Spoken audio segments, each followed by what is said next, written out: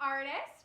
I am here today in my art studio on this beautiful day wearing my Be Kind Always shirt as a reminder to be kind all the time, no matter what. I hope you are at home being kind to your brothers and sisters or mom and dad or whoever you are at home with. I also might be in PJ pants, but you might be in PJ pants too. But we'll never know, so who cares? So today we are going to be making pinwheels. Yes, pinwheels are a wonderful way to create movement in art. So this is something that can actually move. Sometimes art can't move at all. Sometimes artwork looks like it's moving, meaning it's got lines like the... You saw nothing. Where was I? So, Vincent van Gogh's Starry Night Sky with the wavy lines. It looks like movement, even though it's not actually moving. Our pinwheels will actually move. All right, let's go ahead and take a look at our steps on how to make our pinwheels. So first, let's take a look at the art supplies that you are going to need for this project. You are going to need a piece of colored construction paper, a piece of white construction paper or drawing paper, glue, something to color with, a thumbtack. Please have parents' permission before playing around with a thumbtack, and a pencil with a good eraser. That part is very important. It needs to have an eraser on the pencil. And of course, some scissors. So the first thing we need to do is we need to take our two rectangular pieces of paper. If you're like me, you're working with rectangle paper, and we need to turn it into square paper. So as you can see, my colored construction paper is smaller than my white paper. So I'm going to start with my construction paper, the smaller of the two pieces. So the first thing I'm going to do is I'm going to take this corner down here and fold it up to the top edge up here. So this line, the one on the side right here, is going to get lined up with the top. This is a great trick on how to make a nice square piece of paper. Once I have it lined up perfectly, I'm going to crease along the edge right here. Now all I have to do is cut off this excess right here. So I'm going to just cut along this line.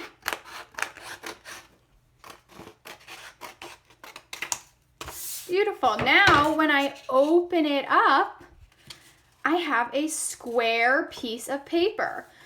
The first step is already done now, too. This corner got folded to that corner, creating a crease going across it.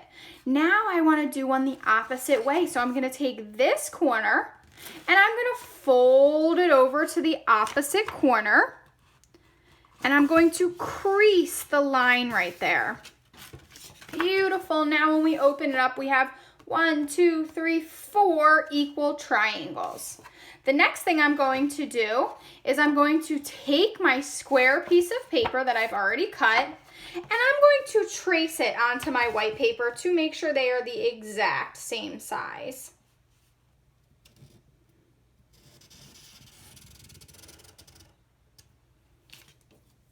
Okay, now that I have my square traced, I'm going to go ahead and cut out my second sheet of paper.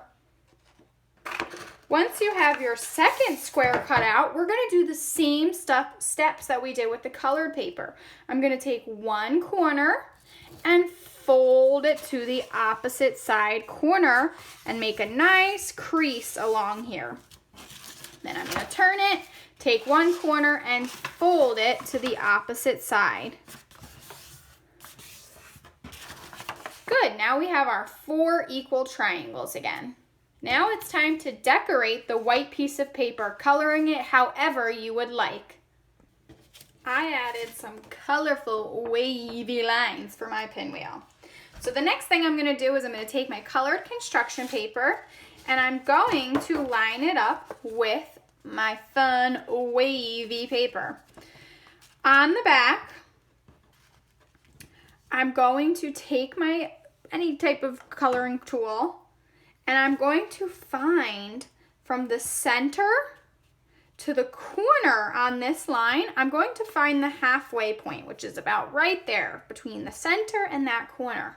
Then I'm going to find the halfway point from here to the center, so about right here, and I'm going to make a little line. So let me show you that one more time. From the center out to the corner, I'm going to find my halfway point. From that halfway point to the center, I'm going to find another halfway point. Make my little line. So center, halfway from there, make my little line. Find the center, halfway from there, make my little line. Those are going to be our stop lines, meaning that is where I'm going to stop cutting. So I'm going to cut from the corner, cut along that line until I reach my stop line. So I'm going to have to make sure that I'm holding my two pieces of paper together really tight so that they're not moving. So I'm going to take my scissors, cut along the crease, and stop at my stop line. Make sure they're really held together, your two pieces of paper. Stop.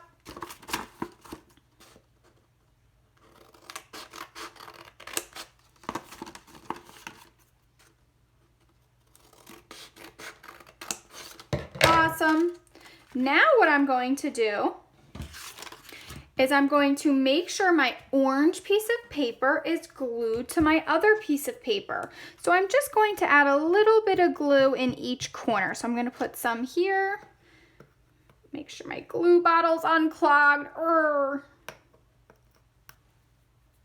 So I'm going to place a little bit of glue in each corner there. Once your two pieces of paper are glued together, now it's time to turn it into the pinwheel. So what I'm going to do, well, first of all, if you're like me and ran out of glue, now I have to use my paintbrush and some Mod Podge. You're going to take a little dot of glue and you're going to place it at the center. I'm going to take one of my corners and fold it down to that glue. So my point's going to reach that glue. And I'm going to just hold it here until the glue dry. You are going to have to wait probably 30 seconds to a minute to hold it so that it doesn't just pop right back up. Then I'm going to skip this corner and go to the next corner. I'm going to take my little dot of and that is what happens if you don't let the glue dry long enough. All right, I'm going to put my next little dot of glue right here. Fold this corner down. So I skipped one corner and went to my next one. Oops, got a little bit of glue on my pinwheel. And I'm going to hold this corner again until it's dry. Put another dot of glue. Fold down my next corner. And my last dot of glue in the center. And fold down this last corner.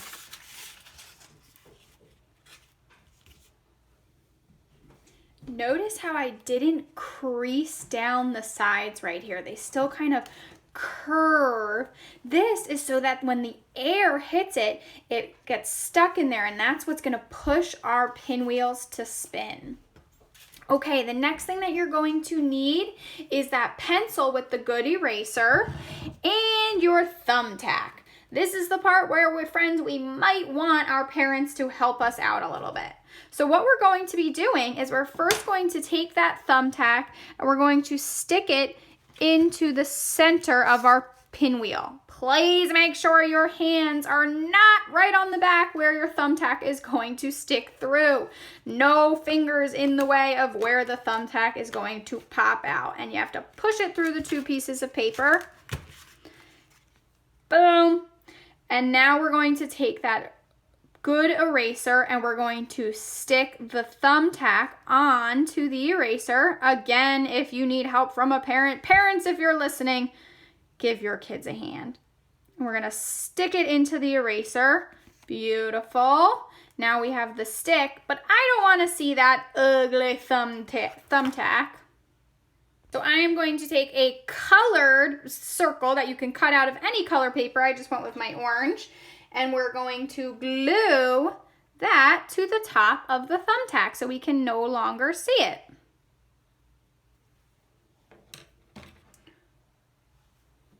Once your circle is stuck on and dried, you can spin your pinwheel on that pencil. If it's not spinning, try pulling it away from the eraser a little bit to give it a little room to spin, but it should spin like a pinwheel. If you do not have a thumbtack, boys and girls, you can simply take your pinwheel design and glue it to some type of popsicle stick or any other kind of stick. Some people have like wooden kebabs and glue it to that. The only problem is it will not be a spinning pinwheel, which is still pretty cool, but pinwheels are meant to spin. Enjoy, have fun, can't wait to see what you create. I miss you all very much. Have a great day. Bye.